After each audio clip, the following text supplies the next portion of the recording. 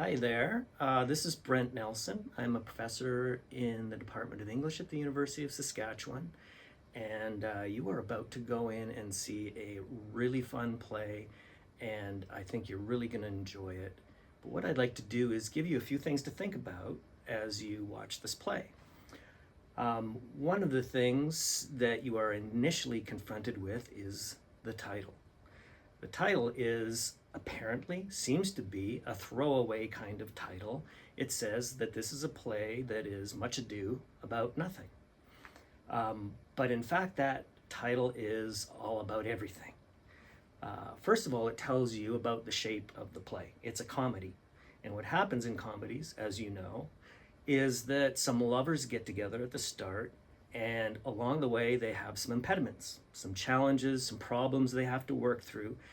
And in the end, they're finally resolved, all brought together, everything is right, everything's good in the end. So the title's alluding to the problems, the challenges, the complications in this play. And the title's saying, in the end, it was a whole bunch of fuss, a whole bunch of concern and worry about something that amounted to nothing in the end. Now, there's a lot going on in that word nothing. When an Elizabethan audience heard that word, they might have gone to the slang meaning of the word, which is a reference to the lady bits. The no thing is in counter-distinction to the male thing. And of course, being a play about marriage, it is a play about sex and about wooing and of pursuing. The other thing they might have heard is a pun in the word nothing. In the pronunciation of the time, nothing and noting were very close, much closer than it is for us today. So they might have also heard that this is a play that is much ado about noting. And in fact, when you watch the play, pay attention to this. There is a lot of noting going on. People are marking, people are paying attention to, they're seeing, they're observing, and in fact, those complications that we talked about come down to a misunderstanding, misconstruing, misnoting of what's going on. So noting also had connotations of sort of gossip or hearsay or unconfirmed information. And this really gets to the crux of the complication of the main love plot, which is between Claudio and Hero. There's also a kind of joke in this because, of course, it's not a play about nothing. There's a lot going on, especially in the second love plot, which is between Beatrice and Benedict. So we have two love plots that are really counterpoints to each other. The first is love at first sight, pretty simple, easy love affair that gets complicated, worked out after all these complications, but in the middle, there's an opportunity for those friends to get together and try to draw Beatrice and Benedict into a relationship. A couple who have had a history, a merry war, as one character calls it, between them.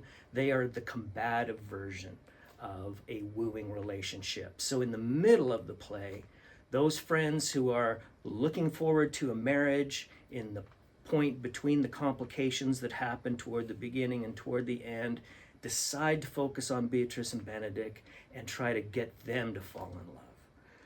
So I'm going to illustrate this punning and all of this business about noting and nothing by reading and just talking a little bit about a scene that happens when the friends are trying to get Beatrice and Benedict together.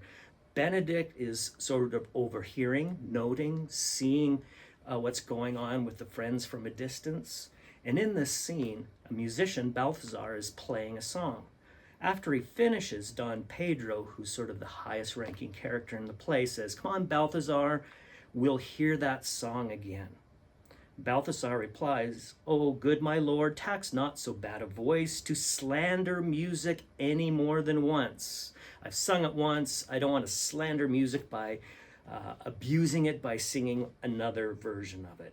Don Pedro, recognizing this false humility, says, "It is the witness still of excellency to put a strange face on his own perfection. I pray thee, sing, and let me woo no more," meaning try to convince you anymore. So here we have a connection to the love plot.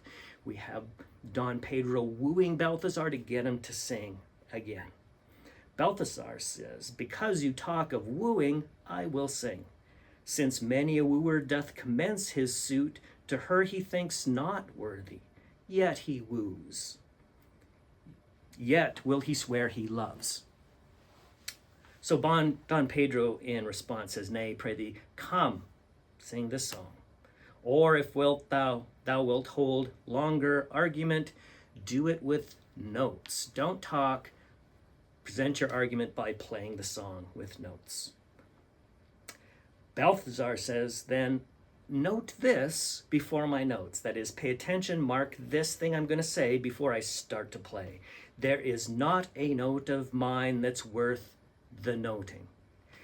None of my notes, none of my music is really worth noting, paying attention to." He's punning, just like the title of the play suggests. Then Don Pedro, responding to what Balthazar just said with all that punning, says why. These are very crotchets that he speaks.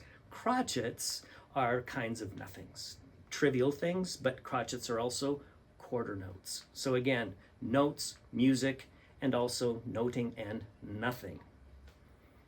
Notes, forsooth, and nothing is the last thing that Don Pedro says. So noting, notes, and nothing. All those puns of the title come together in this moment where Don Pedro's talking to the musician. They're starting to develop this atmosphere of love and wooing to try to get Beatrice and Benedict together. So in a play that's all about wooing and about working through and reading the signs of love and the communications of and indications of love, we have this complex relationship between notes, noting, paying attention, and wooing. So this is just something for you to think about as you watch the play. Listen for the language, see how the actors draw this out, and how these various themes and strains come together in the language of the play. I hope you really, really enjoy it. I know I'm going to.